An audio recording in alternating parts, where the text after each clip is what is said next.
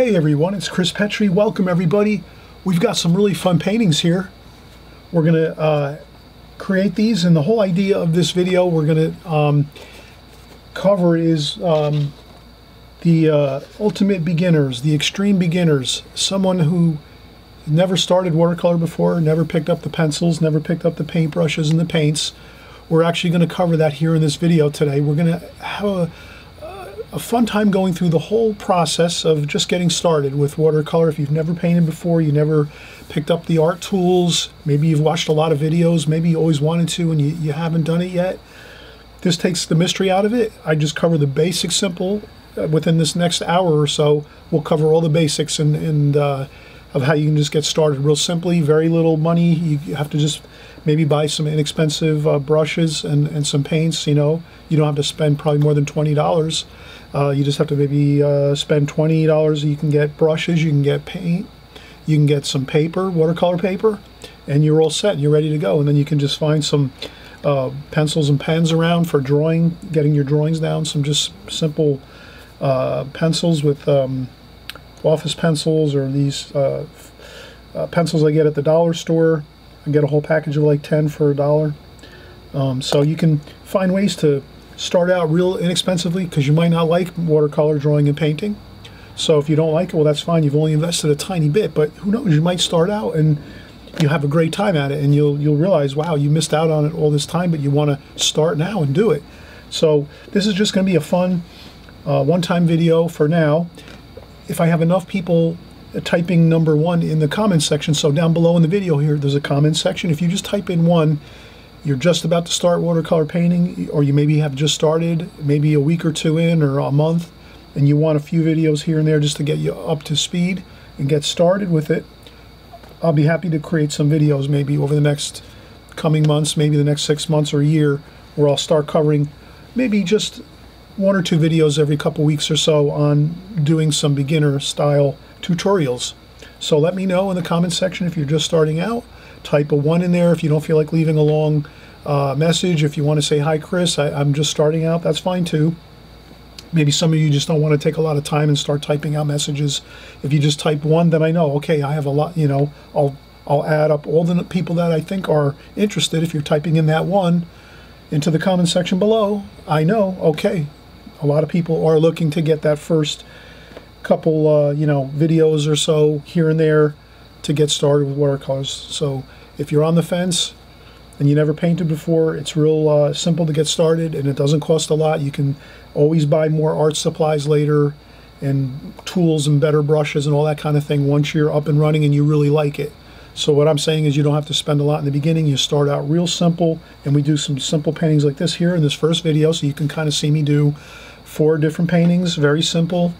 I go through each step of the way, how I'm doing it. I'm using inexpensive beginners type paints and brushes and paper, so you'll see all the basics of it if you want to start out in watercolor. If you've never done it before, if you're just starting out a couple weeks and maybe you're not having a great time of it, something's not going right, I'll cover a lot of that in this video. Okay, so please join along with this video, and also too, if you like the video, please subscribe, hit a thumbs up. But if you subscribe too as well, because if you think you're going to start maybe painting, you hit the subscribe button. This way you'll get our videos, because I'm painting many videos every week now. So you'll see videos coming out every week from me. And if you're doing the beginners videos, if I decide I'm going to start doing more of these, you're going to watch these and work with these, but also watch my other videos that I'm making all the time, every week, because those you'll just learn all the information about watercolor over and over and over again, and it'll really stick, and you'll really learn it quite easily if you just keep watching. That's the main thing.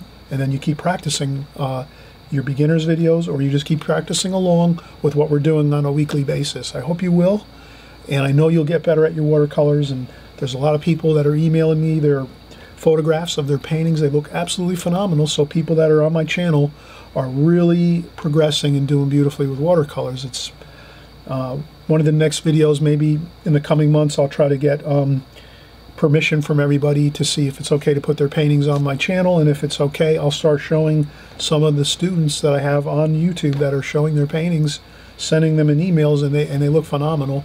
So I know they're really benefiting from hard work and practice and following the methods and techniques we show here on this channel.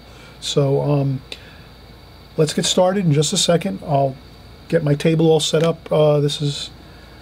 Maybe we'll just do a quick, we'll zoom in here. We'll do a quick zoom in of each painting. So we're going to go in the same order we paint these. So I'll zoom in. This is first. We're doing a ship, a large sailing ship here. That's the first one. And then we're going to do a nice simple landscape tree there. That's the second one we're going to do. Some interesting colors, the grass, the fields, the distant mountains, a nice beautiful tree. We cover all the techniques, how to get all of these paintings done. So you'll see in a very logical, simple approach how I get everything done. And then the next is we're doing a cityscape. So we're doing a building, some beautiful colors, clay tile roof, the orange clay tile roof, plenty of blue sky there, some interesting roadway here and some awnings and interesting colors. And then lastly, we do a beautiful pink flower. So we have lots of stuff we're doing here. We kind of show you how to do the shadows in the flower, how to get some really nice mix of colors of greens and blues to kind of just do some abstract looking leaf forms around the flower and some splashing with your paintbrush real simply. So stick with our video here, watch it, and please let me know. Again, type 1 in the comment section if you're just starting out and you think you're going to like to learn more about just getting started with watercolors, okay? All right, so we'll be right back and we'll get started. I'll get my table all ready to go and we'll get busy here. All right, is everybody ready to start? Are you an extreme beginner with watercolor? Well, if you are, this is the perfect time to just settle in, watch this video. It's not going to be an extremely long video. It's going to be just a quick little bit of time spent on saying, hey, you know what, if you're just starting out and you're not sure if you're going to like watercolors, or maybe you've been watching watercolor videos or on YouTube and you never really went out and got a brush or anything, or thought about drawing or pencils or pens or paints or watercolor paper, this is the perfect time to just follow along on this one. And if you're excited at the end, please subscribe. There's that subscribe button down there on the right hand side right below the screen here. So if you're excited about this video and you really like it and you think, you know what, I'm going to give it a shot, I'm going to try watercolor, then this way you can kind of follow along each week watching our videos as we create them on YouTube here, and you'll be able to learn all about watercolor just by watching our videos. We cover all kinds of material, every type of thing: oceans, boats, flowers, figure painting, portrait painting, landscapes, all kinds of cool stuff. So if you follow along each week, you'll learn just by watching. You don't even need to do any of the practicing. But if you wanted to start practicing slowly and getting involved in practicing, then you can do that on your along with us on our videos, or you can also just start working, at your own pace, at your own time, whenever you have the time to and whenever you feel like doing it. Some of you may not have much time at all to even start out and practice a little bit, but this would be if you have just a tiny bit of time and you think you might just want to start watercolor painting, this would be how to do it. It's real simple, and I called our video here today Extreme Beginners just because it's someone that's extremely new and beginning and maybe never painted or you never drew or paint before. So let's kind of go through a little easy step-by-step process. So the first thing I did is I thought, all you need is a pencil and a pen for your drawings. That's real easy. This is an office pen, and this is one of those pack of 10 pencils. They're retractable pencils, so you can push the button with your thumb on the back of the pencil, and then you have more pencil lead coming out, so you don't have to keep sharpening it. You just press the button. It's a retractable pencil. So I have just 2 drawing items here. Real simple. You can find these right around the house probably, without even a problem at all. And then the next thing I have was a very inexpensive watercolor paint set. This is actually a semi-moist watercolors. So these are kind of like gel type watercolors, and they're very inexpensive. I think these cost about $5. this whole set here, $5, and it comes with a brush too, so you don't even have to worry about it. About getting any brushes. It comes with the brush itself. And it also comes with a chart that tells you the colors. So in here, there's the chart. And if I can get that chart out, let me see. These come apart really easy too, so you can take apart the... This comes with your chart on the colors. So it'll tell you white, red, red, violet, orange, yellow, green, blue, violet, brown, black. So you can have the colors, and you can use this. It'll give you the guide of what color each oval is in this set, and you have this set like this. Now what I did is I took my color set and I use this actual set here for practice painting sometimes, for just practicing techniques and things, brushwork and so forth. So I took this set and I just did a little change to it. And what I did is I just took the paints, and you can take these out. These are really easy to take out. The paint pans themselves, they come out like that. And what I did is I just adjusted mine all so that I have all my warm colors here, reds, all the reds and oranges, yellows, and then transitioning into the greens, all the blues, and then over to the purples, and then back to the reds again. And then this yellow and white, white and black. Those are kind of like on their own. They're kind of like, individual colors I really don't use that much. I use them sometimes. Actually, I use black quite a bit, but not white really. But you can use white in your paintings. You can add white gouache and get smoke effects and all kinds of cool stuff. So this is just a cool little set you can buy. And what's cool about it is you can move around the paints in it. So that's why I did this, because I always set up my paints so that there's all warms on one side, and then they transition into the cooler colors like the greens and the purples and the blues. So when I'm working and mixing, let's say, a couple different warm colors like oranges and reds and yellow, they're all right here next to each other. Does that make sense? So that's just a simple way you can change around your palette a little bit. But there's no harm in that. You just take out the paints like that, and you just move them around. You take them all out, you get them all organized, you start putting them in, and you put all your warms in one row, and then as it gets cooler, the greens, and you just go from one to the next. Darker red, medium red, orange, dark orange, light orange, yellow, brown, lighter green, darker green, and then the lighter blues, and then the blues get darker, and then you get into your purples and violets, and that's how I did that. So that's just a little bit of an upgrade that I did to my paint set when I got it. And I have one spare, and I use this one for now until I run out, and then I have my spare one for when I need it. And so that's pretty easy, right? You don't have to organize your palette like this. Some palettes you can't do this. Some palettes don't allow you to, move things around in your palette, but this one really is a great one, great for beginners. That's Prang is the name of it. Oval 16 is the brand, not the brand. The brand is Prang, and the Oval 16 is like the model number of this paint set. It can also be found under Dixon, and it's a Fila company, and it also says that it's produced in Heathrow, Florida. And there's also a phone number, 800. I don't know if I want to give out the phone number, but in any case, you probably can find this pretty easily online by looking around a little bit. It might take you some time, but you might find it in the art store too, or on one of the art supply places online. Okay, so that we have our paints here. So we'll do this. We'll take our paints, and we'll just get started by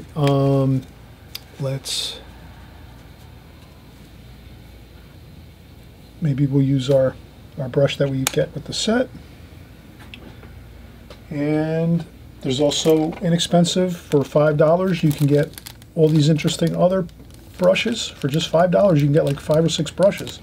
And we'll open this one up too, and we'll use a few of these. And remember, this is the extreme beginner. You're just starting out. You do want a couple different brushes. You just wouldn't want one, and especially they're very inexpensive. For $5 you can get all these beautiful flat brushes here, 3 flat brushes and 2 round brushes. This is a round brush here. So you can see that how that's a round brush there.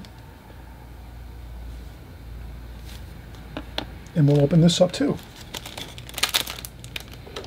And I'm going to look for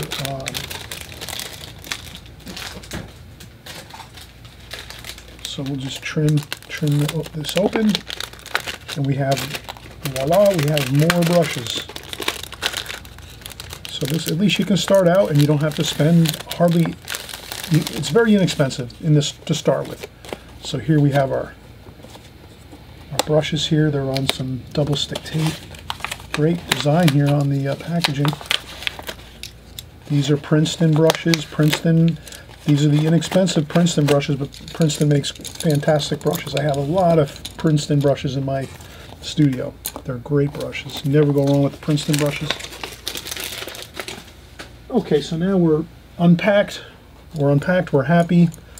We've got an arsenal of brushes, and we're going to use all these. Now you can see these are really cool. I have to get a darker background here so you can see the brushes a little better. Let me do this. I'll just do this for a second so you can see the different. These are synthetic brushes. So they're synthetic. They're really good for when you're a beginner. Synthetic brushes are better. They hold less liquids, which means you're not going to get out of control with too much liquids and water flowing over the paper. You're going to have a better time controlling your washes as a watercolor beginner, watercolor artist. So there you go. You can see the different sizes. 3 flat brushes and 3 round brushes. Okay, so I just wanted to, so you can see the brushes. And I'll put them over to the side for right now. And we have our watercolor paper. This is Strathmore watercolor paper. This is a beginner's type paper. And really gorgeous paper. Strathmore makes fantastic, all kinds of paper.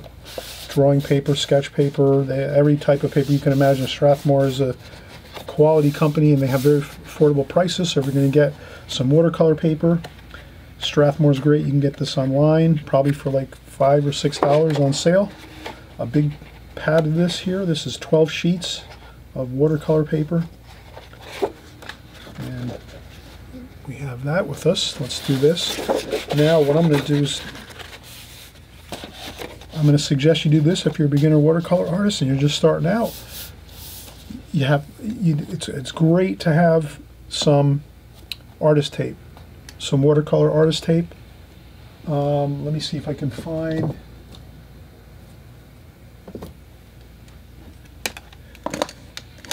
So I have another. Here I'm going to actually tape down my.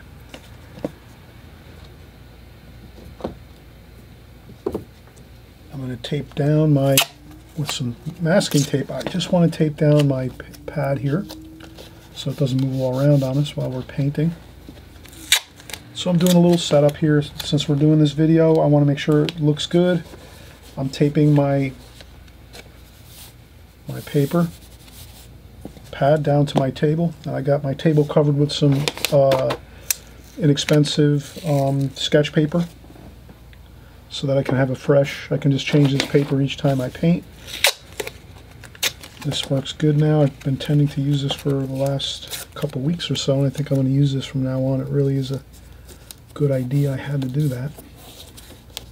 Alright, so we're just cranking along here, having a good time. We're getting set up. That's part of the fun of watercolor. You have to take your time, enjoy it. You know, it's kind of like a little ritualistic thing here. We take our time, we set things up. We squish, we do some of this here, a spray bottle, a little spritzer bottle. You don't need to have this. You could just take a brush and dip it in water. So I have a little water pail. You can just splash some water on with one of your brushes. You can take your flat brush and just sprinkle some water on there. That's fine. And then maybe as you start to build up a little bit of your supplies, your art supplies, if you're just starting out, you don't want to spend $500 on all kinds of stuff. You just start out with a couple little items, and this might cost about $2-3 for spritzer bottle. You can probably get them in the dollar store for $1. I have actually, I buy my spritzer bottles sometimes in the dollar store. And there we go. We just wet the paints a little bit. Get them moistened a little bit. And then I was in the process of saying that I wanted to use some tape, some artist tape. It's got to be good artist tape though. You want to buy the good stuff. I would say they make great tape. You can buy this kind of tape in the only problem is they don't make it in white. So I would say, you know, you just try to buy the best artist tape you can buy. Drafting tape works really well. Artist tape, drafting tape. This is Pro brand. Hard to find. So I'm going to take my watercolor paper. I'm just going to tape it off and make some sections. So you can do this on your way to when you're beginning in your watercolor journey and you're going to start doing some paintings, and you can turn it into almost like an art project. You can start with a piece of watercolor paper and then just make small boxes. And you can maybe just section it off into like maybe you can go right around the outside border like so. Yeah, this might be, you don't have to do this. This is if you have an extra bit of time and you're not too rushed, or if you don't have a lot of time, like if you have very little time to devote to starting out with watercolor painting, then I would say, you know, you can skip this process of putting some tape on your paper. But if you have a little extra time, it'll make your painting process fun and more exciting, because when you're done, you're going to take the tape off and it's going to look like a painting or a framed painting already. So then what I might do is, you know, I don't know how everyone is with dividing things, but if I went with 1/2 here, so I go half. Let me do 4. Let's do 4 sections, 4 first to start with. So we just made like a window frame. We went around the whole outside with 1 row of tape, like so. 1 row of tape around the whole outside, and then we just did a cross like a window pane, just one down the middle, halfway, and then another one halfway, like so. And that's all we have to do. And we'll have, again, once you see me finish up these little exercises, and we finish up these exercises together, or if you're just going to watch for now and you're not sure if you're going to start painting, this will be something you come back to. You can just remember, you can write down the name of the video on a piece of scrap paper, or you can save this video. Down below it probably has a little button that says save video. You can save the video and then you'll have it in your saved file in your YouTube channel, on your own YouTube channel. So let's continue on now. Let's say to ourselves, okay, what can I draw? Well, what can I draw? You can draw anything you want. You can go into any books. You can go on to any online. You can go online. You can find things online. Let's do a boat. Let's do a little, like a sailing ship maybe. So let's start out. Let's do a little sailing ship for fun. Just all I'm going to do is say I'm going to take this area here and go around it with a pencil like so. So you can see the area I'm working in, like that. Then I'm going to go about 1/3 of the way up the rectangle here. This is a rectangle. I'm going 1/3 of the way up, and I'm just going to draw a very light line. Barely visible. That's going to be my water line. Then I'm just going to draw a sailing ship. And I'm going to draw it like, you know, a little bit off center, not quite center.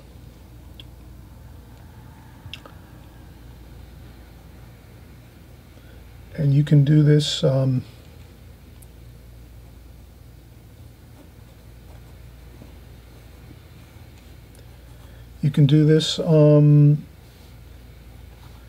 very loosely and just have a good time with it. I'm just going to do the mast here,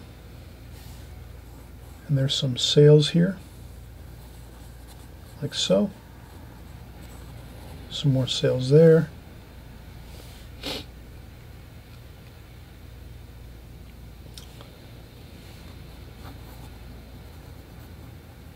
Another there. A little bit of rigging, and that's it. There we have it. And you can do any version of this that you want. Maybe you're just starting out with drawing. You're not great at your drawing skills. Well, no problem. You could even take a scrap paper. You can take a scrap paper before you begin this exercise and try doing it a few times. Say, okay, there's the shape of the ship. And then there's the mast and some sails on the mast. Like that.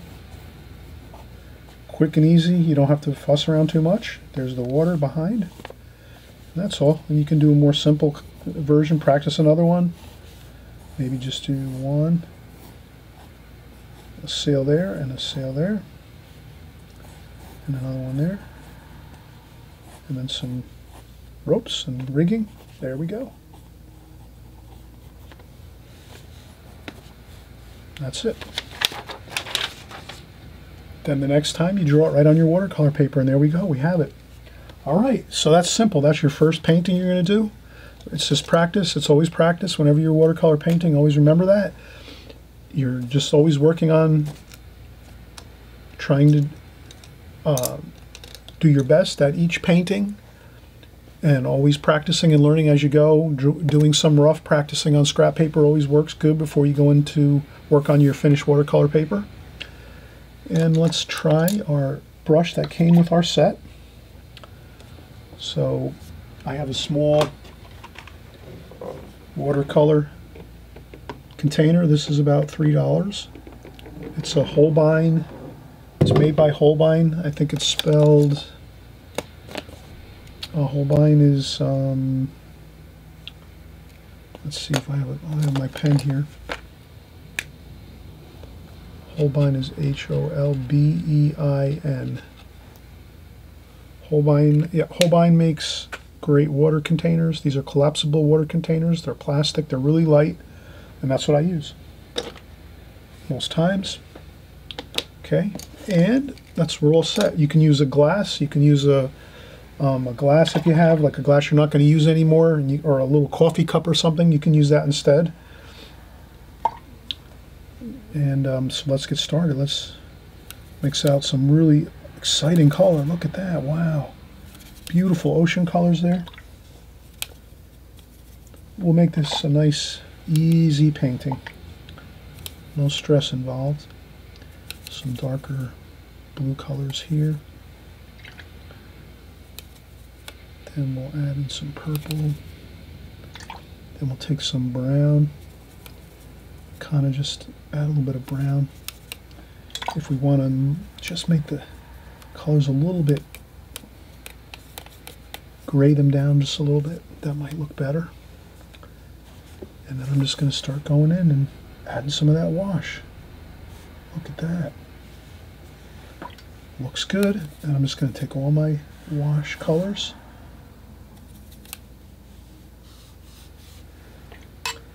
That's all you have to do. You just take your brush and you just wash on the colors like so. We'll scrub on that color. Let's make the water over here. And since the boat is going to be dark and the sails are going to be dark, you can paint right over the bottom of the boat like that. Okay, that's our water line here. Excellent. Then we're going to let that start to dry, and then we'll do our sky color. Let's get our clouds. Sky color. So I'm just going to use some of that darker blue and purple. Darker blue here. There we go. Some sky wash. Maybe a little bit of orange in there.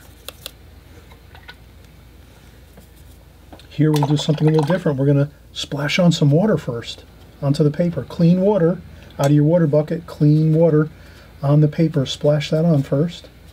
A little bit. Get some on the paper. Then go in and we're going to add some of our blue. And a little bit of the brown to muddy up that blue. And there we go. There's some sky color. Look at that.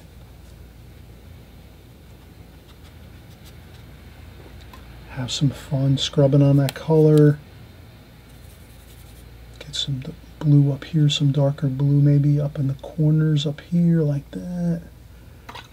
Maybe a little bit of that orange, just a touch of orange down here at the bottom of the sky.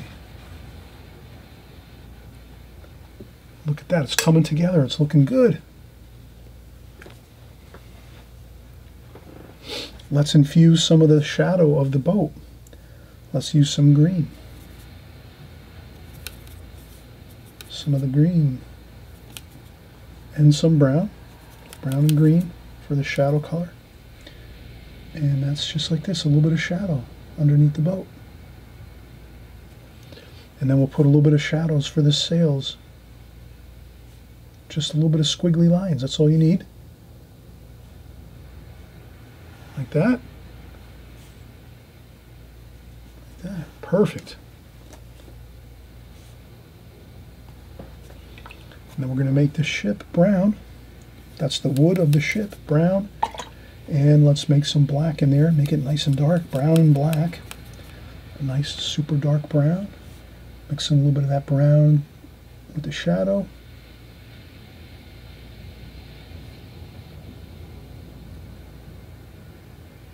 There we go. Look at that. Perfect.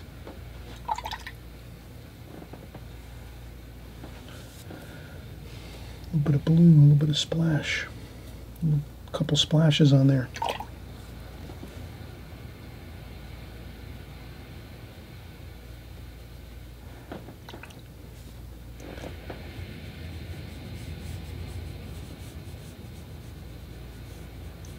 There we go. I just made those shadows a little bit different there.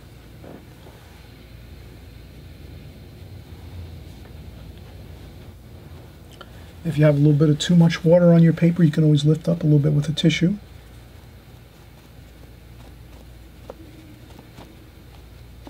You can always lift up a little bit of water.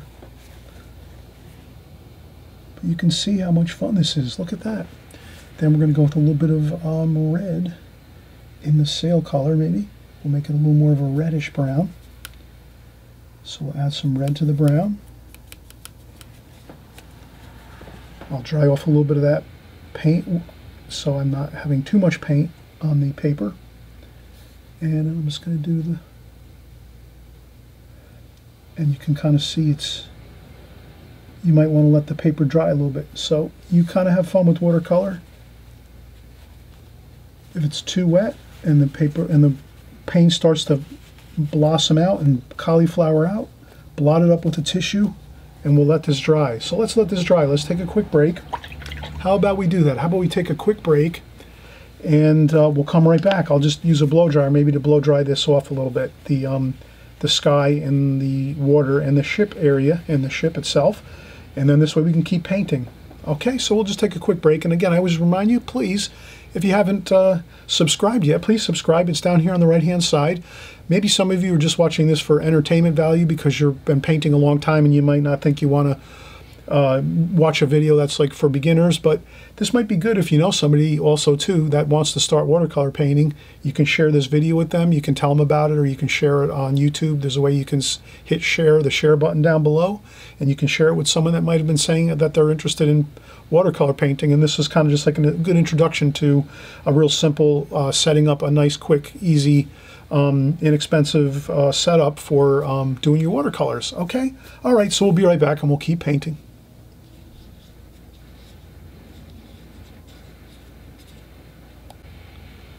All right, we're back, and it's super beginners, extreme beginners. Whether you're a beginner or you've been maybe practicing just a little bit, or whether you've been painting for some time maybe, and you want to share this with some of your friends or family or somebody you know that might want to start watercolor, it's a fun video to start with. We've been going through this video so far and just kind of showing slowly but surely how you kind of build up a little bit of very inexpensive items, a simple palette with some paints in it, a pencil or brush, some simple brushes. We'll use some of these other brushes we have. Very inexpensive, some good paper. You get it at a good price, a very inexpensive price. You can get some really good paper, watercolor paper, professional grade. And that's what we're doing here. We're just having a great time of it. So we're going to continue on here. We wanted to, we're doing the sails on our ship here. and we're doing some details, and we made the sails like a burgundy color. So we used some brown and some cadmium red looking color there, some red. And then we're just going to do the sails like that. Simple, quick. With watercolor, it's fun just to go fast and not get too carried away with too many details and suffering over things. Let's just get the basics of what we see, just like that. And this one here is a little bit higher. There we go. So we have our sails here, like that. We have some rigging and stuff like that. There we go, just a couple. And I think that's going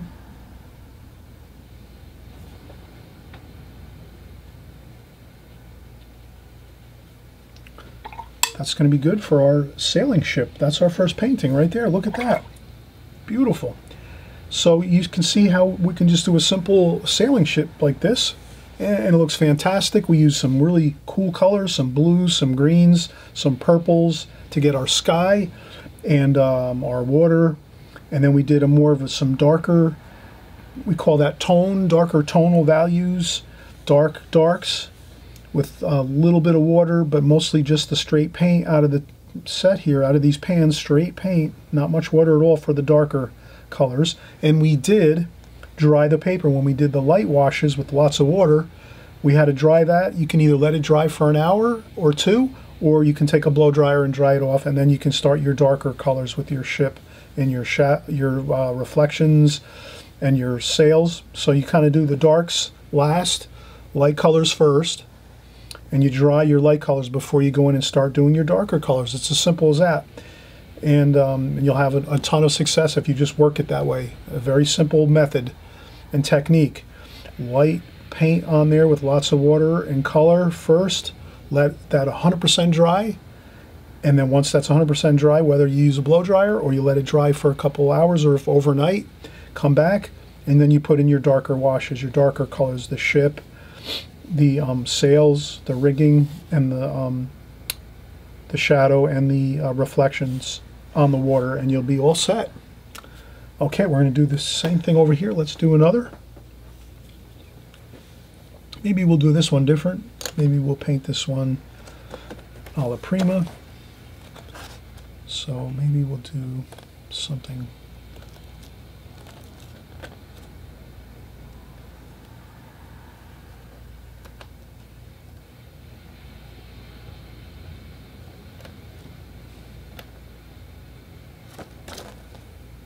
All right, so maybe let's do a nice landscape tree, maybe a tree out in the countryside, a beautiful tree. Let's try that.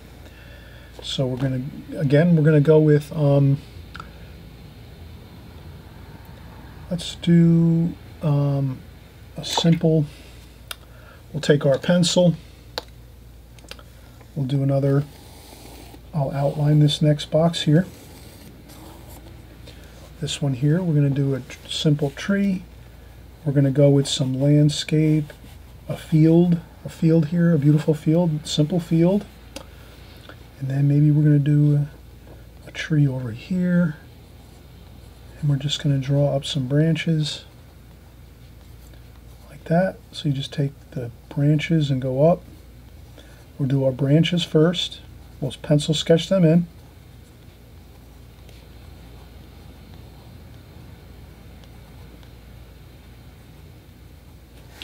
And that's all. That's one tree there. And we'll just keep it simple. One tree. We'll do the branches and the trunk first, and then we'll work the other leaves last. And let's get some mountains behind that tree first. Then we're going to make the tree dark. So we're going to paint all these limbs and branches and twigs and things dark. So we can go like the same method here. We'll do some lights in there first, in the sky and in the field and in the hills behind there. So let's get into it now. Let's go in and we'll get some blue. So we're going to get some of this blue in here. Some blue. And we'll use some of this brown. Let's start looking at this here. See how this looks. All right, pretty good. Maybe some green too. We want some green in there for the hills. Maybe a little bit of this green too. There we go.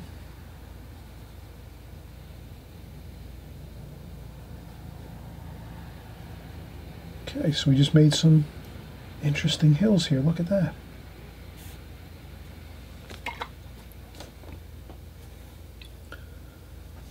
Very simple. Just a hill, a little bit higher on this side, and it just rolls down here and goes across. Perfect. Then we might make a field. Let's make a field here. Maybe we'll go with some greens. Maybe we'll make this more of a green. Let's try this. The green field here. That looks all right. That looks pretty good. There we go. Maybe we'll make it a little bit more yellow. Add some yellow to the green. Then let's even add more yellow.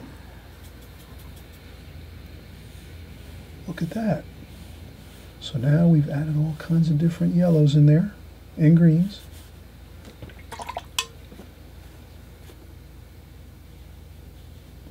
There we go.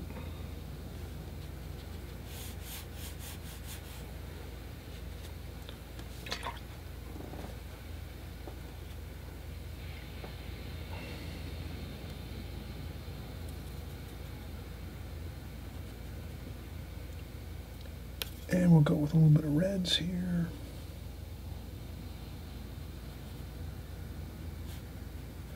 I'm just mixing in some warmer, a little bit of red in there, and it's still, the paper is still able to, we can still work on that color and add some different colors to that, which is a little fun extra thing you can do. If your paper is still wet and you just put this wash in, you can add a little bit of extra color in there into the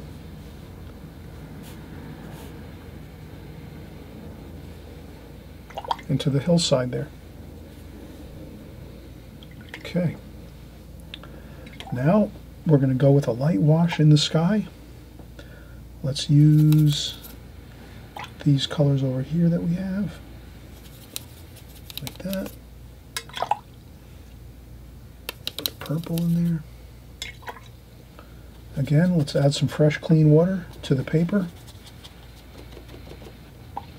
First, just to get some water on there, get that paper a little bit wet, and this way when we put that paint on, it's going to flow around and look really good. Let's try it. Yep, looks good.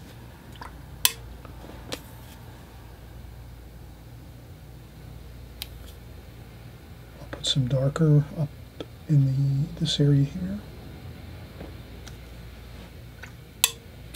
Now we can grab a tissue. If you see too much water puddling on your paper, you can lift up a little bit of the puddling. But you can also bring that down and let it kind of wash on down. And I'll add some, maybe what I'll do is, if you have too many colors mixing in your palette, it's good to always keep the palette clean. Wipe up the paint so that we can mix some orange in here, and we'll add some orange here to this. And I stay a little bit away from that mountaintop there.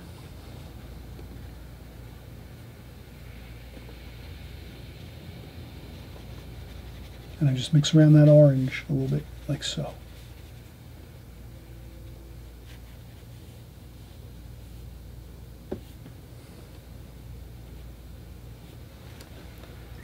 There we go. Now we have our sky in there. Perfect. Now, all we have to do is let this dry. We're going to take another quick break. We'll take another quick break and we're going to let this dry. I'm actually going to use a blow dryer, dry this off 100%, and then we're going to finish up our tree here in this scene. So let's do that. Let's take a quick break and we'll come right back. Okay, and we're back again, and I used the blow dryer and I dried off our second painting here on the right hand side. And again, we're doing extreme beginners watercolor painting, and this is if you're just starting out, and these are some ideas you can use when you're starting out. You know, we covered everything. If you need to watch the video a number of times, 2-3 times, to kind of get the feel of everything, that's what you should really do if you're just starting out. I mean, if you've been an artist for a while, maybe you're just watching this for fun, and you know someone that might want to paint for the first time or they haven't painted before, please send them the video, share it with them. You can also tell them about it and write down the name of the video, Extreme Beginners Watercolor by Chris Petri, and then they can start out and watch the video a number of times. Tell them watch it a lot of times until you get everything all set up. You get all your paints ready and you got your tools, you know, you got your pencil, your pen. We'll use a pen maybe on the next drawing here before we start painting. And you got your pencil, your pen, you got a palette with some paints. You have some watercolor paper, some tape, some artist tape, and we have a little bit of water in our water container. You can use a cup, a glass, a coffee cup, whatever. You can, but for very, very little money, very inexpensive, to set yourself up to start out with your watercolor painting. And again, you might be on the fence about this and saying, I don't think I have the talent, or I don't think I have the time. Hey, if you really like watercolor, make the time. Just do it. Once you buy these few items, all it is just putting it in a little container or box or bucket, and just, you know, have it all in one place, all your stuff, your pens, your pencils. You keep everything in one box, maybe a large shoebox, or, you know, a little small plastic milk crate. You keep everything in one location, and then when you're ready to paint, you just take the crate, put it down, take out whatever, you know, wherever you want to set up a paper, put a large towel on a kitchen table, or maybe a towel over your lap, and you sit in a chair, whatever you want to do. You go outside if it's nice out. Have fun with this. Have a great time. If you want to start painting, please do. It's a lot of fun. You'll have a great time with it. And it's just a little bit of practice every day, or once a week, or even whenever you have time. And you'll make a lot of progress. It's that easy, that simple. All right, so now we're going to show the simplicity of doing a nice little tree in this landscape type painting. So we did our boat and our sea. Now we're going to do I'll use some black here and some brown, and then some green too. Mix in some green with that. And then the key to this is having a tissue and blotting off some of the paint before you start painting the branches. Because if you mix up all that paint and then you have too much on the brush, it's going to be too much paint on the brush, and it'll go everywhere and make a mess, and you won't be able to get an accurate tree with the tree trunk and branches. So we're going to use this brush that came with our set here, and we're just going to take the brush and hold our hands on the I put my hand on the table securely, and then I just hold the brush securely, and then I just move my brush upwards like this. And then as the trunk of the tree is wider down here, it gets thinner as it goes up. So now I'm just going to do thin branches up here, and that's all you have to do.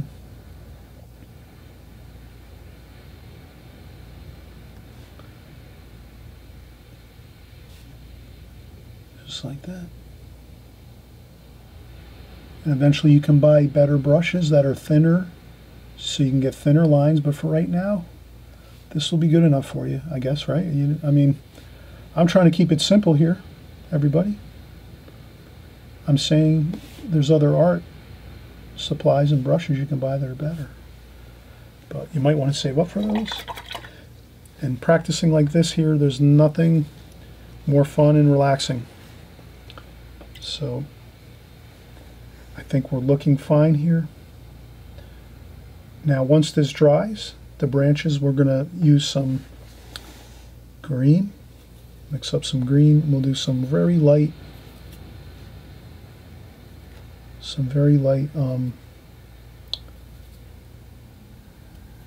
leaves. So I'm going to make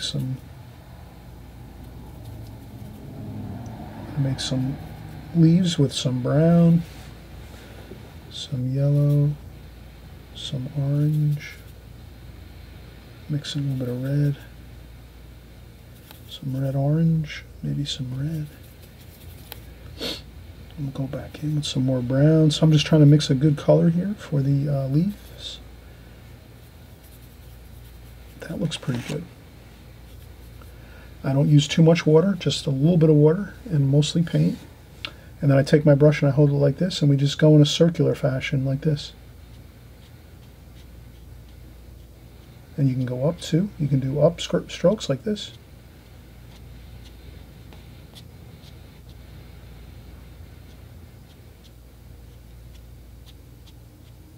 And look at that. There you have it. You leave some spaces in here. You don't want to fill it all up with paint. That's why I didn't use much water. You can see here there's not much water there, right? It's very little water, just mostly paint. And you just lightly hold the brush and do some upstrokes, and there you have a tree. A happy tree there, like so. And that's all you have to do. And then you have it. And then we might make maybe we'll make a couple seagulls or birds here. Maybe in the distance, just a little couple. Like that. A couple more there.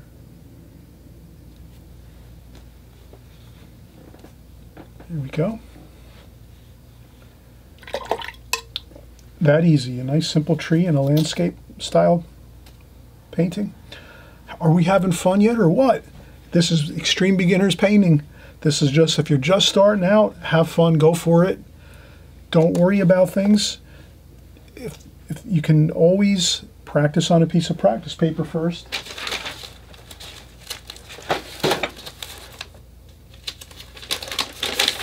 So if you do buy some good watercolor paper like this, like we showed, you can still go in and do practicing. You can do your practicing of your trees. You do that circular motion like that on a piece of printer paper. This is printer paper, like that, and you get the feel for it first. Then you take this and you say, okay, I'm going to practice up on some trunks and branches, and you rest your hand down on the paper and you do your trunk of your tree like that, and then you make some other branches like this. And you just little by little you practice these different, like that.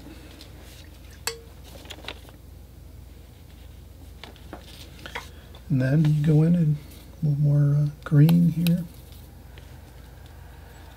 You do some.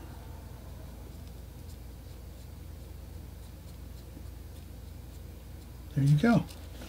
So you can practice on printer paper first, as much as you want, and then when you go to do your watercolor paper, your better paper, then you're already practiced up on it, and you go in and you can do it a lot easier.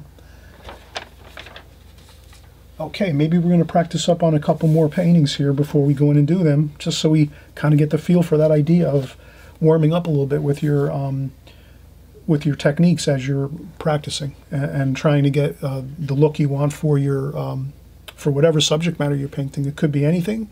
It could be a city scene, a cityscape. It could be mountains. It could be people. It could be oceans and beaches. It can be flowers, whatever you want to paint. It's the same idea, just the same thing over and over. Practicing it first a couple times on a scrap piece of paper, and then you go in and you do the final on your good watercolor paper, and you're well equipped to do it more effectively. Okay? All right, so we're going to take another break, of course. Let's take lots of breaks too. When you watercolor paint, always remember your best game plan is to take breaks as you work. Maybe you draw first, your pencil drawing or your pen drawing first. Then you wait 15 minutes, take a break, sit down or stand up and stretch, however you like to work, sitting down, standing up. Relax a little bit, and then you come back and you start again after 10 minutes. You take 10-minute breaks as you're going along. 10 minutes, you maybe work 15 minutes, 20 minutes, take 10 minutes break, work another 15 minutes, 20 minutes, take another 10-minute break. Then maybe you start up the next day and you work that same type of routine of getting yourself used to working and working with breaks as well. You want to take breaks. It really helps to keep your focus, your attention on your work. And usually when you take a break and you come back, you'll game plan a little bit before you start, and you'll say, oh, I think I know what I got to do next, and I need to do this and that and the other thing next. So when you take a break, you tend to game plan more, and you're more prepared when you start to go back in and do more work, which will help better. Because if you're kind of just working and working and working, you might not be game planning as much, and then you're going to miss maybe some things you could have game planned better, and it will make your painting look better. So I'm just sharing with you that little tidbit of information. I hope I am not being too stressful about this, but try to keep those things in mind. And again, let's have fun with this, of course. And we'll be back with oodles more of watercolor painting here, okay? I'm just going to take a break. Okay, we're getting back started again here. Let's get our palette cleaned up a little bit here. We'll use a paper towel with a little bit of water. I dampen a paper towel with a little bit of water. And I just wipe down the palette just to keep the colors nice and pure looking, clean looking. If we keep mixing the same colors over and over again, it tends to get a little muddy. And maybe our watercolors won't look as fresh looking and exciting looking with all the muddy colors in our palette. So that's why I always clean my palette. So you should do the same as you work. Once you work for a little while, maybe 20 minutes, half an hour, just clean up a few of the pans. This one here is the black and the brown. We can leave that. That's a really dark color. You won't notice any muddiness if you're using a dark color anyway, basically, you know, if you're going to stick with that same color. But we're going to move on to another painting, so let's just clean all the palette. Might as well. I hope you're enjoying this. This is a really fun video. I'm glad to do this. If you're a brand new art student, watercolor student here, artist, and you haven't started your painting and drawing and painting yet, please let me know. Maybe you can type in a 1 if you're brand new at watercolor. In the comments section, all you have to do is just type the put the number 1 in the comment section below in the video. You'll see the comments. You just click, you know, click on the comments. You click your mouse or your phone. You tap on the comments and you just type in a number 1. And this way, I know that there's, you know, how many new watercolor artists are out there that are brand new, maybe just starting out. Just, you know, haven't even gotten any of the materials yet, or maybe you just started, just the beginning.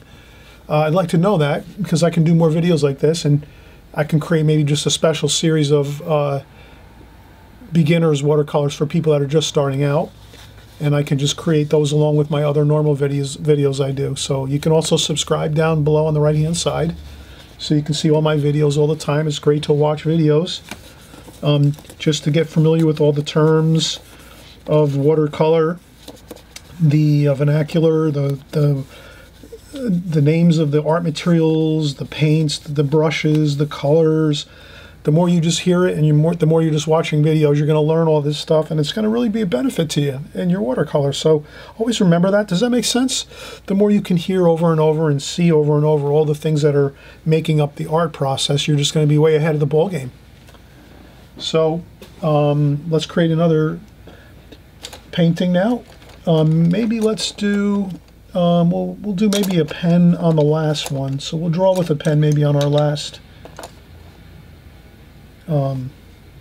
section over here. But let's do maybe like a cityscape. Or maybe let's do like a building. Let's do maybe one building here. So I'm just going to go with, if this is halfway on the page, and I'll draw my outline here. Like that, so you have an idea. I'm using my pencil here. I'm outlining where the artist tape is, and we're going to peel this tape up, and you're going to see how good all of these paintings look. And I think I have to zoom out just a little bit. Okay, there we go. So you have a little bit more of a, you see my table a little bit more here. I might be able to do something that might look a little better. Actually, I'm going to leave it like this. You can see a little more of the art table and things, but this is fine. You can see this good. That's the main thing. So let's start out, and again, we're going to say, let's make our, we'll use this same format. We're going to make our building street level about right here, which is about a quarter of the way up the page. So we'll go about a quarter of the way up to the up the page, and we'll make our street level. And then we're just going to make a simple box shape for our building. We're going to make maybe like a square type building here. So I'm just going to do a square type building. And there's all kinds of cool art stuff you have out there that you can purchase. You can grab any old thing. Sometimes you can just use things around the house for templates. Let's take a look here.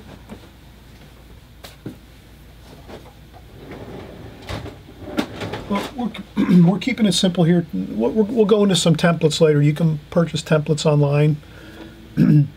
But let's just do this here. This is, we'll make this maybe a 3-story building. First story is going to be a little bit taller. And then the other 2 stories are a little bit smaller. And then maybe we'll make it, maybe we'll make four windows across, and we'll make four awnings here. So we're going to make some awnings here. And these are some roundish awnings. And then we have the foyer areas, the doorways that go in to the building. Maybe a couple are windows and one is a doorway. And then we can make our windows above, just rectangles. That's all, we're just making rectangles here. And you can see I'm not fussing too much. I just want to get a rectangle window shape, and that's all. And I'm doing them right in the same line as, can you see that? I'm making the windows above in the same line as the windows below and the doors below. Let's say there's maybe 2 doors and 2 windows over here. Doesn't matter really much, we're just kind of talking about it. But we're just making sure we get the shapes of things correct. And these are the awnings. We'll make them striped. Striped awnings, those are pretty good.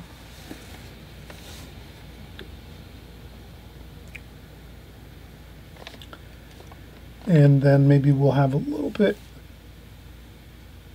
we'll show the side of the building a little bit here.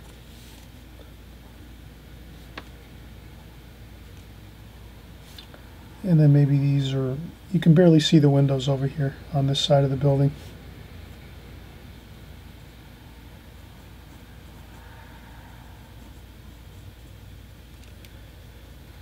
There we go. And then we'll do a little roof here.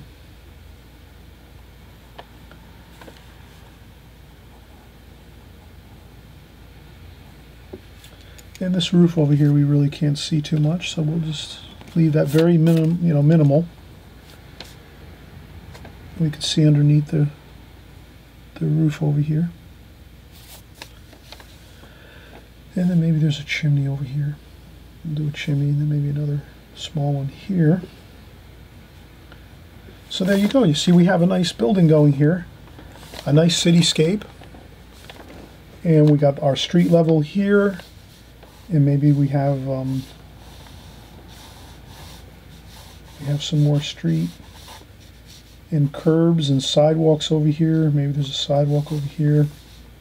Some more street. And then maybe we have another small building next to this one. It's attached. And then maybe there's a couple windows here. Like that. There we go. And again, this is beginners, right? This is beginners. You're just having some fun with this. You try to get the shapes kind of similar. And what we'll do is when we're done, we'll zoom in to each one of these so you'll have a chance to and an opportunity to pause your video and maybe take a picture of each one as I go, or a screen capture, or you can pause and work from each one of these individually at the end. So maybe I'll leave each one of these up for like 10 or 15 seconds, and at that point you can hit pause and work right from your phone or your computer or your iPad or whatever you're using, your laptop, whatever you use to paint from. If you're going to watch this video, you can just hit pause and work from each one of these paintings. And again, please, I ask you please to, if you're brand new here and you want to see more videos like this, if you're brand new to watercolor and you're not quite even started yet, or you're just starting out, let me know by typing 1 into the comments section below, and this way I know, and then I'll do more videos and just like this and similar to this, beginner style.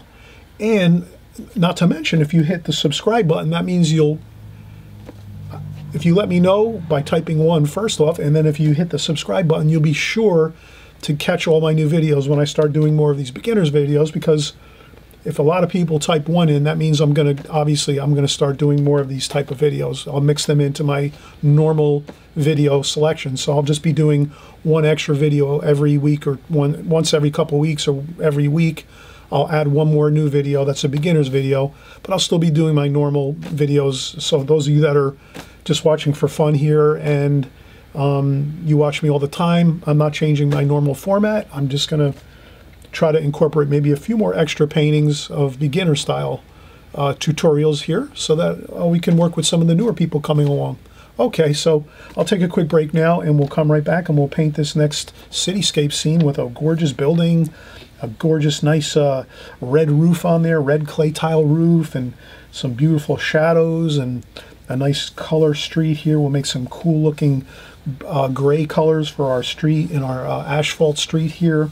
Okay, so we'll be right back, and we'll have tons of fun doing this building here in this streetscape, in a cityscape style painting.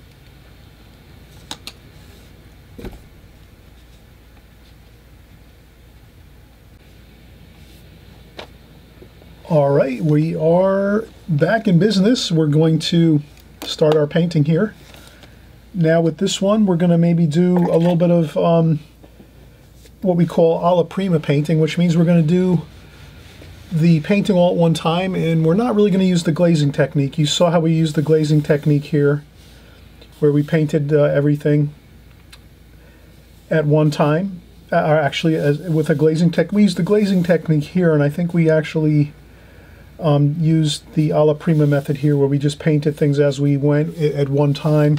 We didn't necessarily paint over the whole painting first and then let it dry and then paint over more darker washes over the top. So this one we're going to take more of the same approach as this one, more similar to this one, just painting everything at one time, starting out with the darks, and then we go to the lighter lights at the very end of the painting. So you'll see how that works, and it'll work out really good. So we're just going to go in and we're going to mix some colors up. So I'll do the darks first. So maybe we'll get some blue.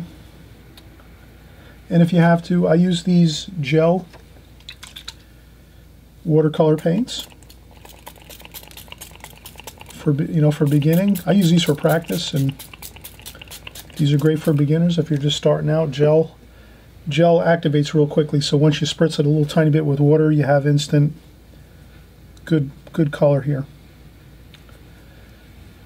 And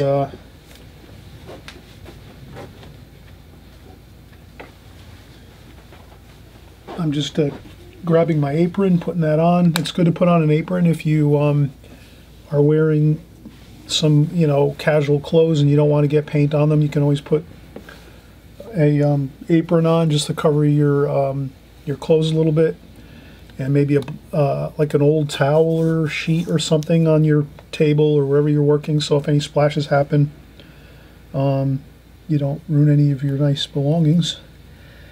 So we're going to use some blue and brown,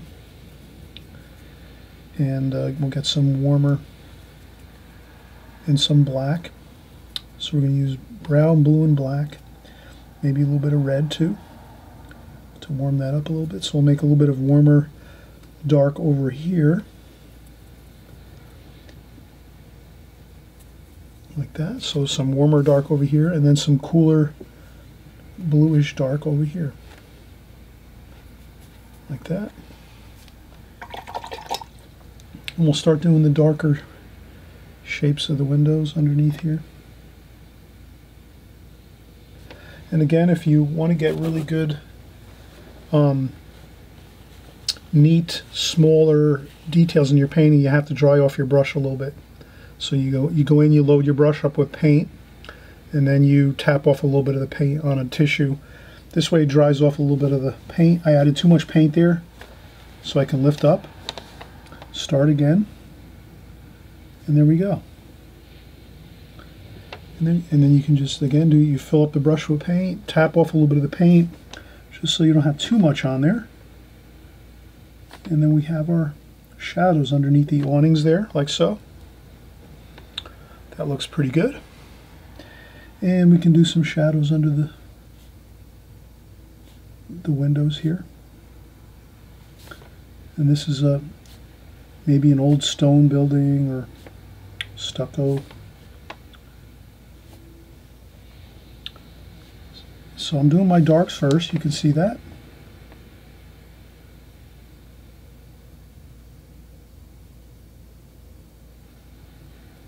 That's all, we get our darks in.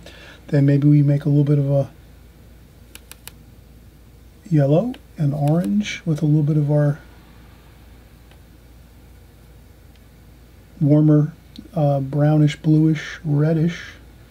So we just mix around a little bit of a color, get ourselves a little bit of a warm shadow color. You can always dry off a little bit of paint.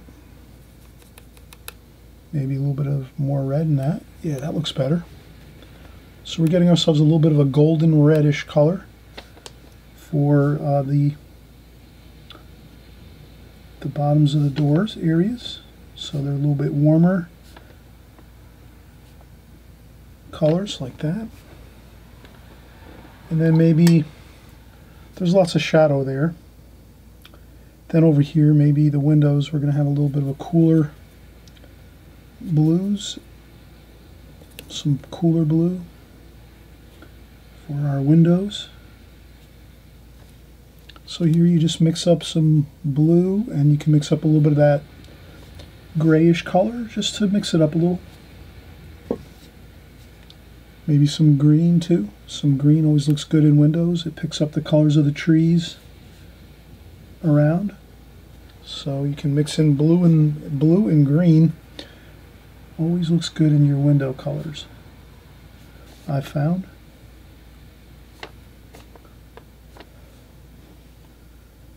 And there we have it.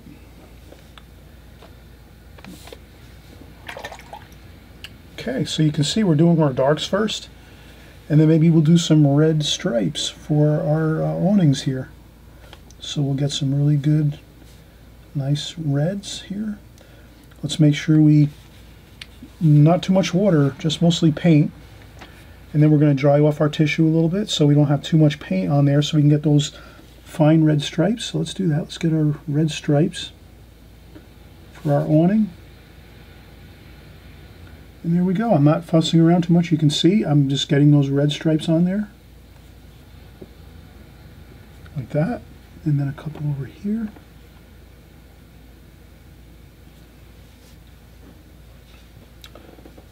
And that looks pretty good. And there we have it. We're already in really good shape now with all of our windows and doors. We'll add our other windows, and we'll actually do some shading over here. But we want to add some more color to this overall. But let's keep going. We'll use that red there, orange and that red, and a little bit of brown. And we'll make that kind of that clay tile roof color, orange and red and a little bit of brown. Like so. That looks fine.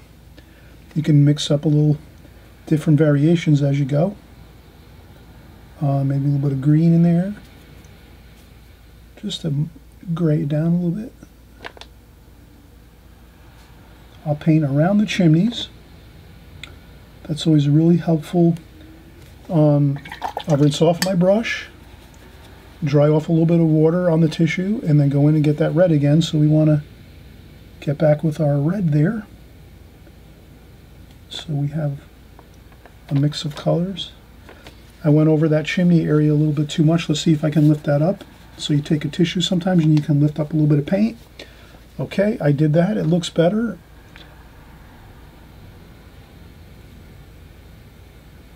There we go. That's another little tidbit of fun and tricks that you can learn with watercolor, is using a tissue to lift up your paint once in a while. If you see you added too much paint, no problem. You go in there and use a little bit of the tissue or paper towel, Okay, let's get in here and do some darker darks. Dry off a little bit of the darks on the tissue first, and then go in. And we'll do a shadow under there. Look at that. You blend that shadow right in with the roof.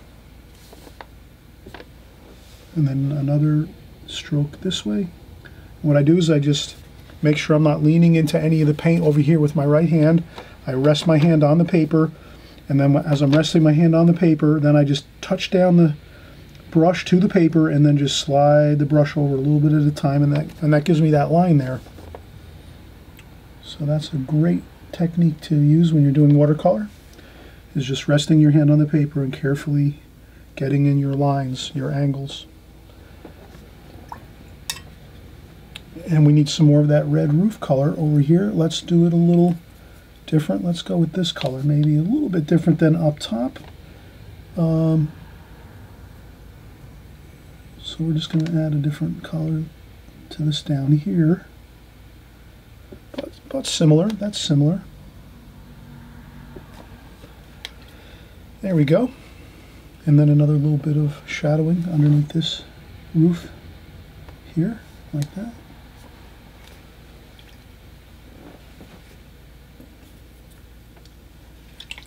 I rinse off my brush, dry off a little bit of the water, pick up a little bit of this.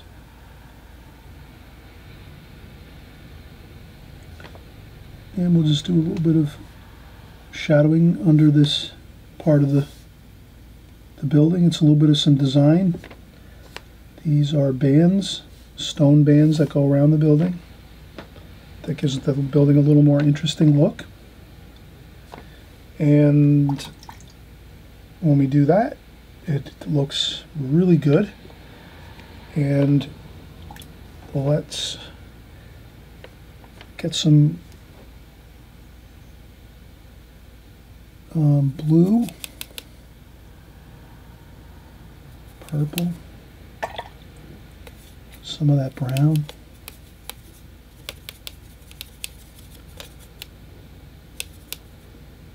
black, a little bit of the black. And let's see if we can get a good road. Look at that road color. Perfect. Look at that. And you can do this. You can make an angle on it. Change up. If you draw something in and you don't like that, you can try doing a different shape. And then here we can do maybe this is a crosswalk here, so we can just do some lines like this. Like that. Perfect. That's one thing fun about watercolors. You learn this as you go. If you're new at watercolor, you're going to learn that sometimes you just have to change your game plan a little bit and try something new. Go for the gusto. Just just go with what you think might be like a good something to put into your painting. You might not have thought of it before you started your painting, but then you realize when you're painting something, oh, that'll look better. You just go ahead and do it. Don't worry about it. You can always start another painting 10 minutes later. There's always another painting you can start creating. So if something goes wrong in any of your paintings, you can just start another one. No big deal. You flip over the paper and you start painting on the other side of the paper and keep practicing and keep going. Don't ever let stuff bother you with watercolors. You just keep going. Keep painting, keep drawing, and you will have lots of fun. So here we've got our road in here, and we can add a little more variation to that. We can go over with another little bit of wash here, like that. Look at that.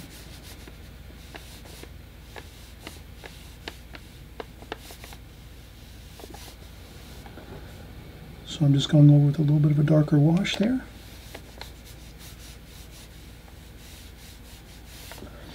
And it'll dry lighter. Trust me, this is going to dry lighter. If you want to blot up a little bit, you take some tissue. You blot up a couple spots maybe, like that. And then go back in and put a couple lines over that. And there you go. Okay, look at that. Wonderful. All right, so we've got quite a bit of this done so far. We're going to take another break. I always like to take breaks. You'll hear me say that. If you're a brand new watercolor artist, maybe you didn't even start yet. Maybe you just started today, or you're going to start tomorrow. Doesn't matter. You'll always hear me say take breaks, because when you're painting and drawing, it takes a lot of concentration. So usually your brain gets a little bit tired as you're working. after 15-20 minutes, so it's best to just give your mind a relaxation time of maybe 5 or 10 minutes, and then you come back and start working again. That's all. Really helps a lot. So I'm going to take a break, and we'll come right back, and we'll keep working on this gorgeous cityscape painting with this lovely building here, and we'll be back in just a few seconds. Okay, we are getting started again, and we're just letting this dry, so we're just always keeping in mind taking breaks is very beneficial. It serves many purposes. One, if you take a break for 5-10 minutes, you get a little bit of a rest. You'll be better able to concentrate as you come back and work. Two, when you take a break, you're able to sometimes come back, many times come back to your artwork, your painting, look at it and go, oh, I think I want to do this or that, and you start to game plan a little bit more. So if you're stopping and going, taking breaks, you're going to game plan more. You're going to come back to your painting and go, oh, you know what? I think I'm going to go with some blue sky here, or maybe I'm going to go with some cloudy, gray clouds, or you know, you start game planning and thinking about things before you're just taking paint and putting it on the paper.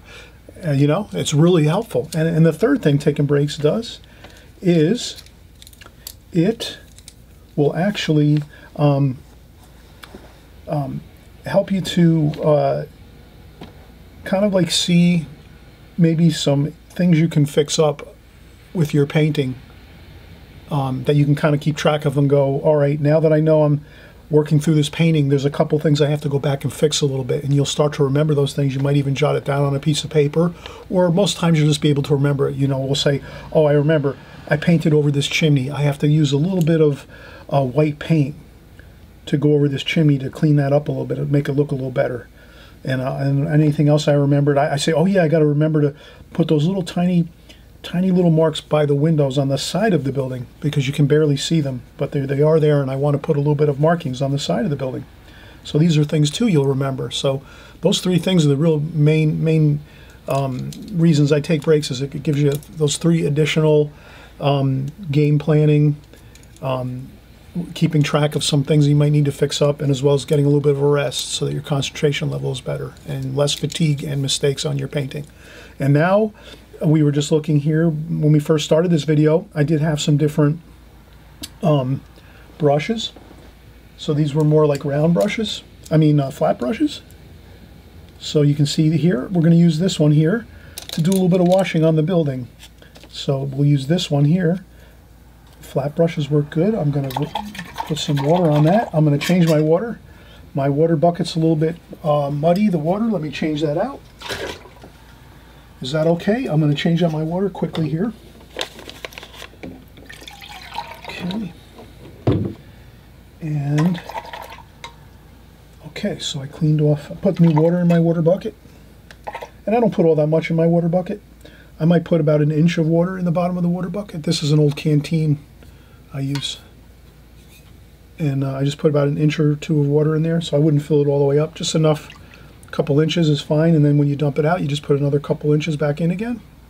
And that works great, because you're always keeps you like reminding yourself you have to change out the water on the water bucket.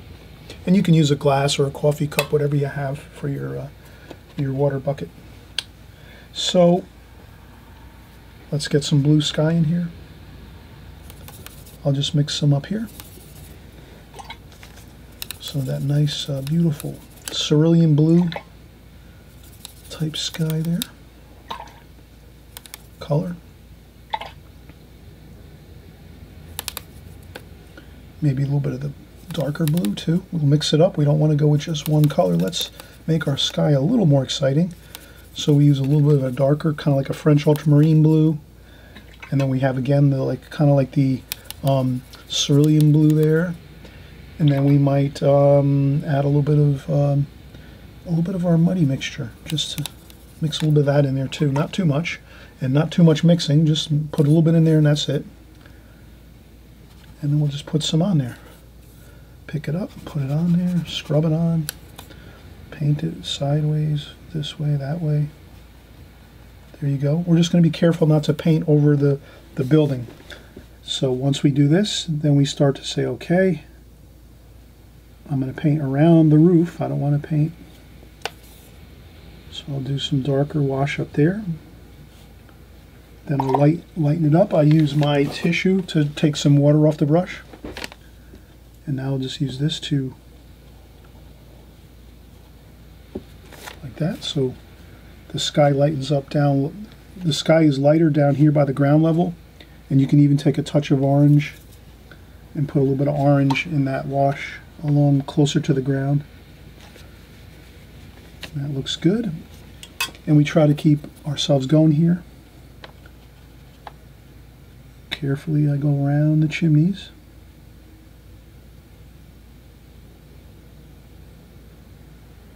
Like that.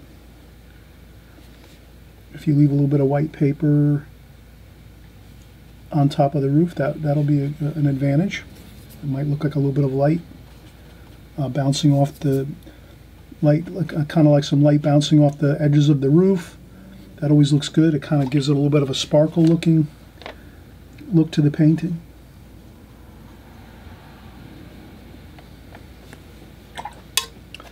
Look at that. So we got our beautiful sky in there.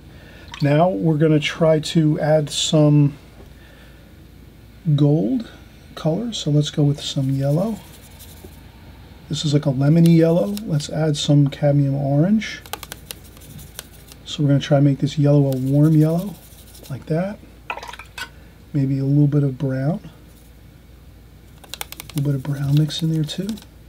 So we're going to make this kind of a golden color building. That looks pretty good. And we're just going to try to paint around the windows. We don't want to reactivate that paint. So let's try to paint around the windows. And you can leave some white paper here and there. It doesn't have to be perfect. So if you have white paper here and there, no big deal. Adds to the interest of the painting. Like that. Okay. There we go.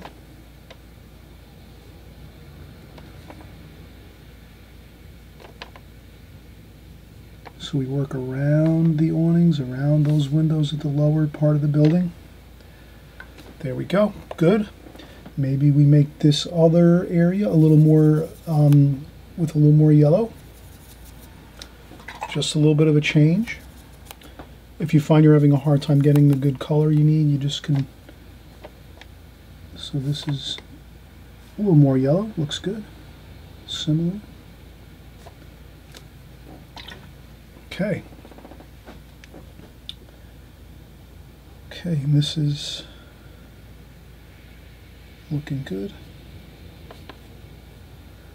And I'll put a little bit of that lemony yellow on some of these stripes on the roadway here, the crosswalk areas, just so it lightens or puts a little bit of the yellow color that we have around the painting. So it kind of blends together better, the whole painting, as we're looking at it. So I took some more of this. We're going to make the chimneys. I dry off a little bit of the paint. We'll do the chimneys here, like that. There we go. That looks fine. Now, we're going to add a little bit of shadowing. Let's take some of this blue and let's add some shadows over here.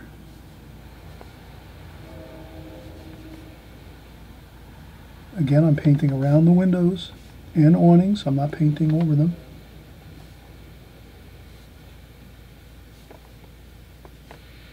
And I'm just going to do an angle. So I'm going to make this shadow sort of like an angle here, like so.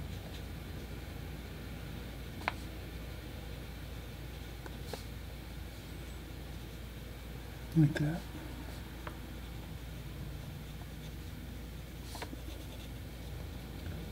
So I put a little bit of shadow on the building over here on this side. And I'll put some over here too.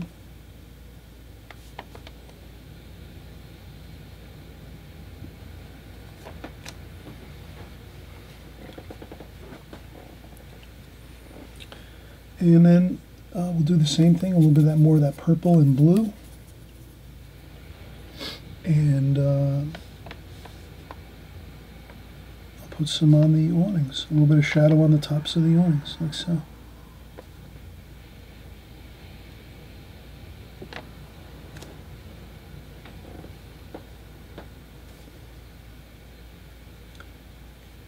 And a little bit there too. Okay, so we've done a lot of work so far, and we're just going to put a little bit of color over here on this side of the building. Just like that.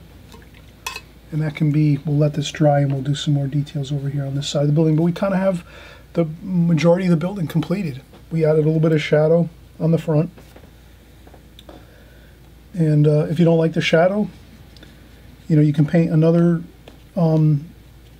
painting and you just leave the shadow out and just do it, you know, like all straight paint. So I'm just going to put some of the shadows in here, like that. And it's all just fun, getting used to the paints and the paper. You'll try some things, you'll decide you don't like to do certain things, you'll do other things. Maybe you're going to want to wait until each wash dries a little more. I'm working in this a little bit too quickly, so it hasn't come out as good as I thought it could. So that's another thing you can always keep in mind. If you try painting over damp paper, it always winds up giving you a hard time, so it's better off letting things dry as you go. Definitely a big tip. And that's why we did that with this and this one here. This one we tried to paint a little more all at one time, and we tried putting in washes too soon, and then I didn't get the good color I was looking for there. But in any case, still looks good for just doing a beginning painting for a nice streetscape, doing a nice building here, a good looking building with some windows and doors and awnings, and you have fun with this one too as well. And we'll take another break, and then in our last painting, maybe we'll do like some flowers. So we'll do a little flower painting here to kind of finish up. So we've done a lot of different stuff today, and I hope you had a great time with us here, and we're going to continue. We're going to still do one more painting. We're going to do a flower painting here. So if you want to, let's work one more painting. We'll take a break, and we'll come right back, okay? Okay, we're back from our break. We take breaks here. They're going to really serve you well, so please take breaks. Don't worry about it. You're not going to lose any time out. It's going to actually help your paintings a lot better, get a lot better. So we'll do some flowers next. First thing I want to do is we'll just clean up our palette a little bit.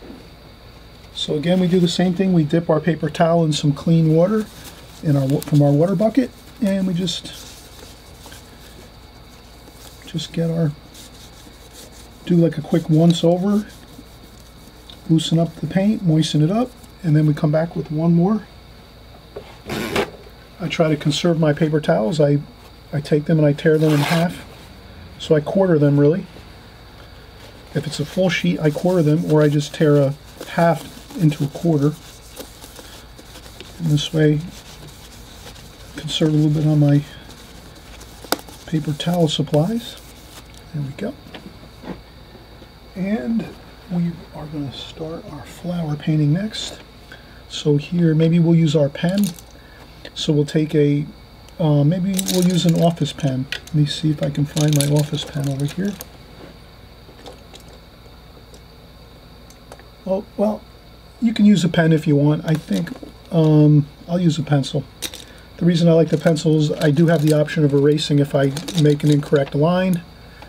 But I do draw a lot with pens. But for this, when we're going to do a watercolor painting, we need maybe some more options. So that's why I'd like to go with a pencil. And okay, so I'm just going to do something from memory maybe. Alright, I'll do this one from memory. I'm just going to do a single flower. And I'll do it right in the, we'll do it right in the center of our picture, so we'll just make a nice.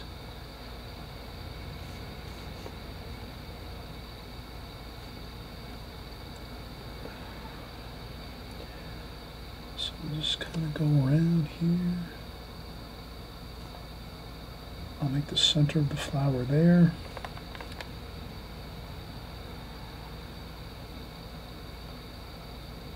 I'm just going to do a flower from memory.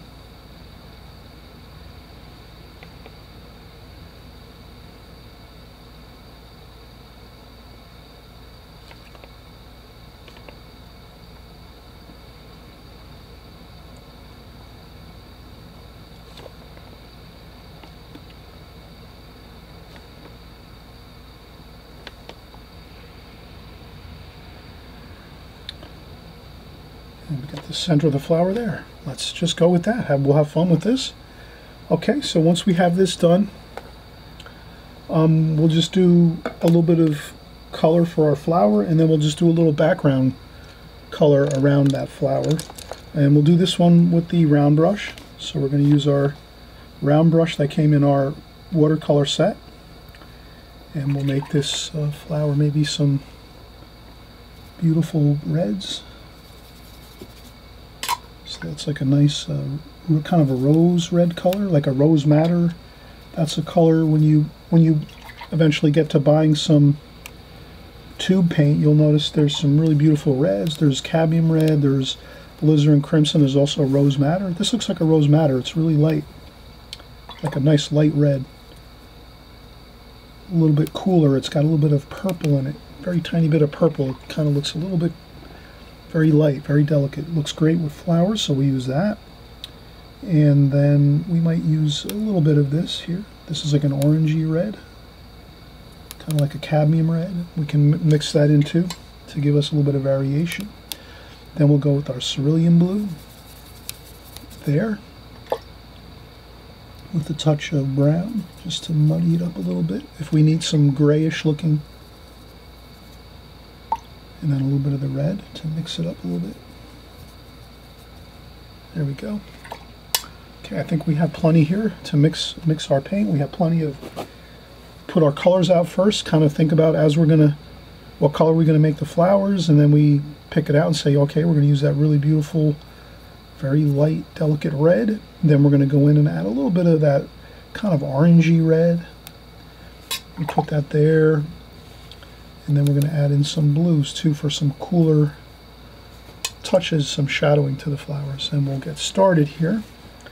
Let's go over with a nice light wash the whole way. So we're just going to go right around. Don't worry about it. We're going to get a wash on all of the flowers here. You can go over the lines too. That's not going to matter. That's fine. I'm going to do a little splashing like so. And we're going to start infusing in a little bit of the center of the flower. That's going to be a touch of brown, a touch of yellow, a touch of orange, a touch of red. There we go. And we're going to add some more yellow over here, like that. I think that's going to look better. So we add some of that golden yellow color, look at that. And I just kind of get it on there. Looks good. We could add in a little bit of the blue. That's cerulean blue for a little bit of coolness. You can blot it up if it's too much, but that looks good. A little more cooler shadows over here, so we'll start to put in some shadow colors up here. The best thing though too is, remember with watercolor, in the beginning when you're first starting out, your best bet is to work probably in glazings. So you get your first light wash on like we just did here, and then let's take a break. Let this dry for a few minutes, like 5-10 minutes. You can blow dry it too if you have a blow dryer. You can blow dry it, and that speeds up the process. If you blow dry this for like 1 minute, it'll dry it enough that you can start working over the top and add in some different shadow colors. So what I'm going to do is, I'm just going to take a quick break and get my blow dryer. It makes a ton of noise, so instead of me trying to shut off my microphone and all that kind of stuff, it just takes too much time, and we're going to just take another break, and then we'll come right back in just a second. And but I will blow dry this here, so this will give me the nice dry paper and paint, and then I can go over the top, and there won't be any mess and all of that colors just going everywhere and flooding all around the paper. And I always mention too, please, if you haven't subscribed yet and you really think you're going to start painting watercolor, and you know, please subscribe. Right down here on the right hand side there's that button, subscribe. And I always mention, well, I mention that all the time. I want everyone to subscribe so you can paint along with us and have a great time. Please do that. But I want everyone to type 1 if you're a beginner and you haven't really painted, or you're just starting out, maybe you've only been painting a week or two. If you type 1 into the comments section below in this video, if you type in the comments, just type 1, or you could type in and say, yeah, I'm just starting out for the first time. Hi Chris, how are you? Fine, anything. But if you don't really like to get into a lot of typing and all that kind of stuff and sending messages, no problem. If you just type in the number 1 and hit send, then this way I know that you're brand new at watercolor and you want to see more videos like this. If not, then I probably won't do too many of them. But if there's enough people that want to see beginner type watercolor videos, again, I'm going to add them into my routine, but I'm not changing my normal routine. That I want to just make sure everybody understands. This is just a little additional paint videos I might do for people that are just starting out, so you can kind of learn some of the fundamentals. We might cover some gear, some different brushes, different colors, different palettes. We'll start doing a little more, getting some of you newer students that are just starting out, or maybe are on the fence and you're not sure if you're going to start. We'll get you started so that you really feel comfortable and you can get going and start your watercolor painting and drawing, and you'll have a great time of it and you won't be confused on things. We'll get you up to speed fast, and then once you're a couple weeks or a couple months of the beginners videos like we're going to do, you'll be fine. You'll be on your way. You probably won't need, you can just watch the regular videos we do all the time and start painting along our regular paintings that we do. And you can check out all my paintings on YouTube. You just type in my name and whatever subject you want to see. So if you want to type in Chris Petri boats, you'll see probably 25, 30, 50 boat paintings, and you can do any one of those along in the video. Or if you want to type in Chris Petri landscape paintings, you'll see all those. Every type of painting you can imagine, I've done a lot of them, especially anything oceans, beaches, boats, landscape paintings, figure painting, seascapes, cityscapes, architecture, figures, portrait work, you name it. Everything watercolor, and we'll have a blast together. We'll have a great time. So let me just take a quick break and let this dry, and then we'll come right back. Okay, we're starting up again here, and we're going to finish up this flower. So what we said here was, once you start your first wash and you put that first light wash of, let's say we use the really beautiful, nice, it looks like a rose madder or alizarin crimson, if you were to liken it to a tube color, watercolor tube paint,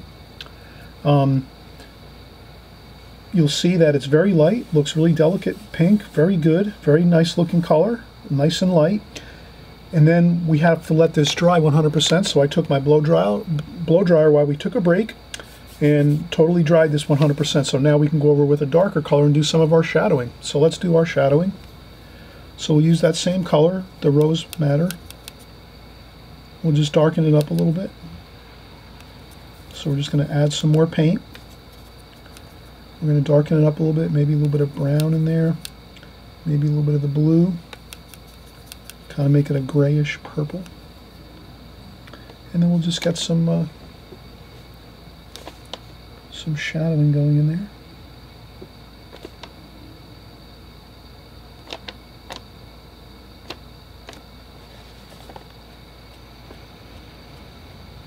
And I'll just tap a little bit of paint there. That.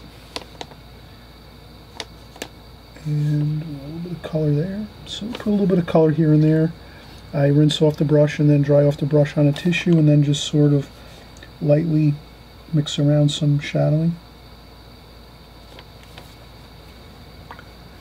And then here we have the same thing. We have some extra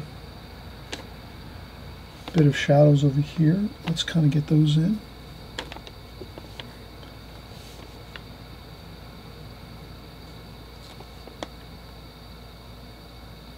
When you're doing your shadows, you can always mix in a little bit of blue.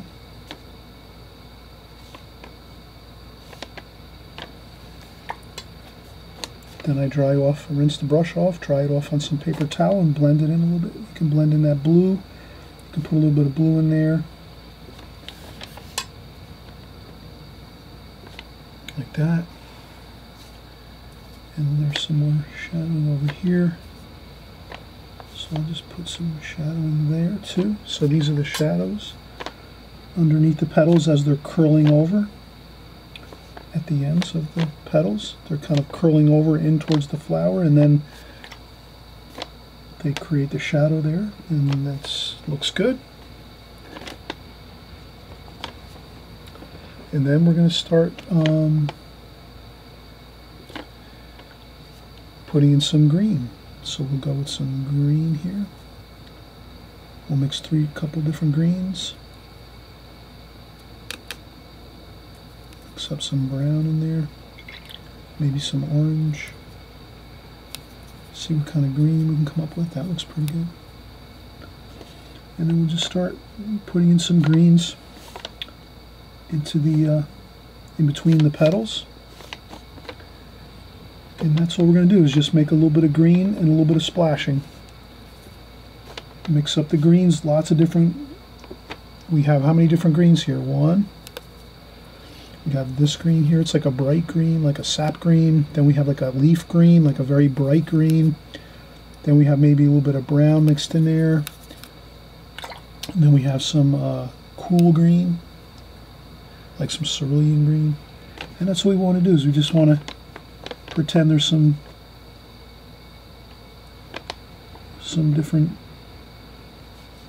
twigs, and just like this, nothing too fancy. Don't get to put some splashes on there, like so. Do some splashing, and we're just going to pretend there's some here and there. It doesn't have to be everywhere, just a couple spots.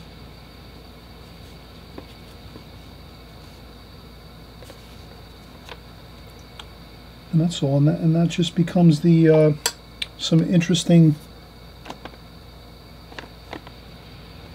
shapes and color around the. There can be some leaf forms there. That's pretty yellow and orange. Makes a nice kind of a warmer green, like an olive green. So that looks pretty good, like that.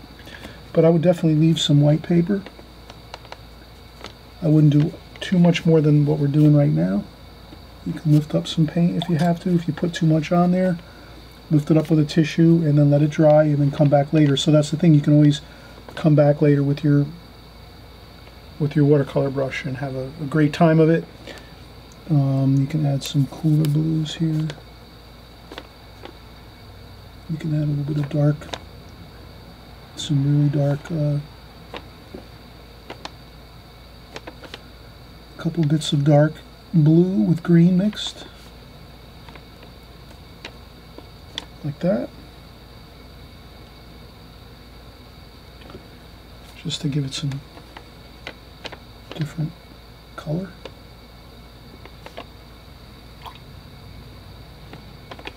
So blue-green does look good.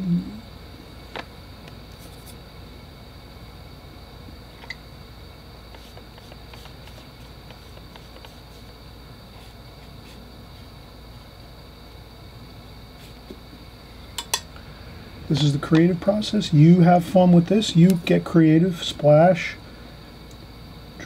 you know, smooth some paint around. Blot up a little bit if you want, like that. And that's our flower, a beautiful pink flower here. And you could add a little more red here and there if you want to add just a couple more touches of color, just to make it a little more interesting. You can do that.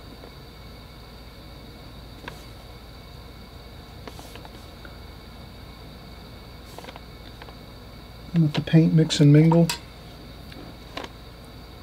And then I just blend it around a little bit here and there.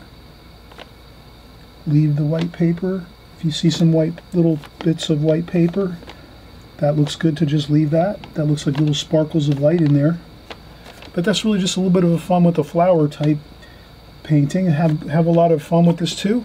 And again, if you're just starting out, this is the perfect time to just experiment, try all different kinds. You might want to start painting a lot of flowers if you really like painting flowers, and you might let these other ones go for a while and just say, well, I'll go back to these maybe a couple months or even a year later. I just want to focus on flowers right now because that's what I'm really passionate about. I really love flowers.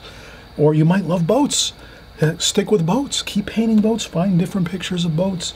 Do nothing but boats. You know, maybe just take one subject matter that you really, really enjoy and just keep painting that and drawing that over and over and over again and painting it as well.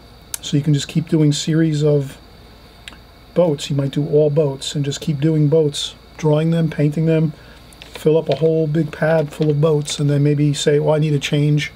Then you can maybe go and try something like some landscape paintings with some trees and mountains and tons of fun stuff out there. I have a lot of videos too in my archives on YouTube, so you can go back and look at some of those. But the main thing is if you are just starting out, please let me know and type that one into the comments section so I know there's many of you that might want to learn more about the beginning of starting out with watercolors and the little tidbits of information that might be helpful for you. And we'll have a great time of it. If not, well, you're going to be able to watch me on my regular videos, and we'll just keep going along as we go. All right, everyone. We'll see you on the next video, and happy painting, everybody.